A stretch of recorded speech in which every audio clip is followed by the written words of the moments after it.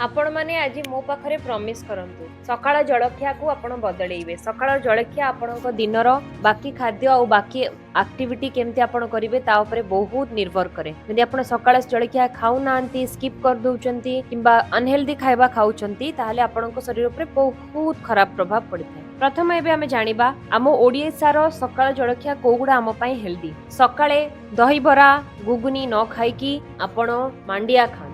सकाळे बरा न खाइकी आपण छतुआ खांतु। यदि छतुआ खाइले आपनको एसिडिटी होउची बुट भाजिकी ताको छतुआ करंतु सेतरे चीनी आउ किछि मिसांतु नाही। सकाळे आपण तेल मसला छणा छणी न खाइकी चूड़ा भजा किंबा चूड़ा संतुळा खांतु। सकाळे आपण मीठा दिनस न खाइकी आपण ओट्स खाइ परिबे। सकाळे आपण अत्यधिक गरम स्पाइसी फूड न खाइकी आपण कोन खाइ परिबे चकुली खाइ परिबे अटा चकुली खाइ परिबे बेसन रो चकुली खाइ परिबे। ए गोटे छोटो छोटो परिवर्तन जदि आपण निजो डाइट रे आज ठु आनिबे ता सहित सब बेले ब्रेकफास्ट रे प्रोटीन इंक्लूड करिवे। प्लांट सोर्स हो एनिमल सोर्स हो। एनिमल सोर्स रे आपण अंडा नै परिबे प्लांट सोर्स रे आपण छेना नै परिबे घर तयारी छेना किंबा दही किंबा ग्रीक योगर्ट नै परिबे। फाइबर पई आपण फ्रूट्स नै परिबे। हाइड्रेशन पई आपण लेंबू पानी नै परिबे नहले पयड पानी नै परिबे किंतु निजो डाइट रे आपण जेमिति हेले भी इंक्लूड करिवे। एही परिवर्तन जदि आपण आज करूचंती आगामी दिन रे आपण बहुत चेंजेस देखा दबो। सब बेले ब्रेकफास्ट रे फैट प्रोटीन और कॉम्प्लेक्स कार्बोहाइड्रेट रहिबा निहाती